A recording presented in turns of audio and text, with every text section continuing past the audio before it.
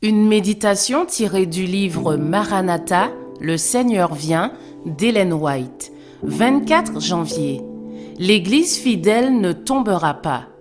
Sur cette pierre, je bâtirai mon Église et les portes du séjour des morts ne prévaudront point contre elle.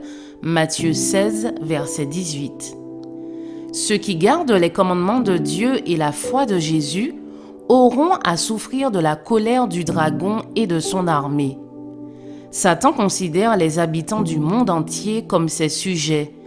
Il domine les églises apostates, mais voici un petit groupe de personnes qui lui résistent. S'il pouvait les faire disparaître de la surface de la terre, son triomphe serait complet. De même qu'il poussa les nations païennes à détruire Israël, dans un proche avenir, il incitera les puissances malignes de la terre à exterminer le peuple de Dieu. Leur unique espérance repose sur la miséricorde de Dieu. Leur unique défense réside dans la prière. Les incidents angoissants qu'expérimenta le peuple de Dieu au temps d'Esther ne sont pas le monopole de son époque.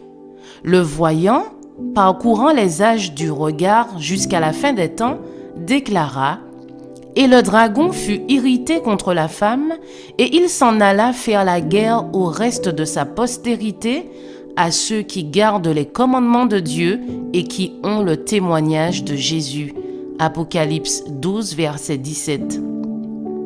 Certains de ceux qui vivent actuellement sur la terre verront l'accomplissement de ces paroles. À mesure que son temps se raccourcit, Satan redouble de colère et c'est pendant le temps de détresse que son œuvre de séduction et de destruction parviendra à son point culminant. Satan accomplira des miracles pour séduire le monde. Il voudra régner en souverain. L'Église fidèle semblera peut-être sur le point de tomber, mais elle ne tombera pas.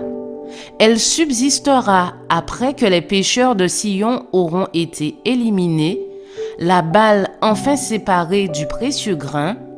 Ce sera une épreuve terrible, mais nécessaire.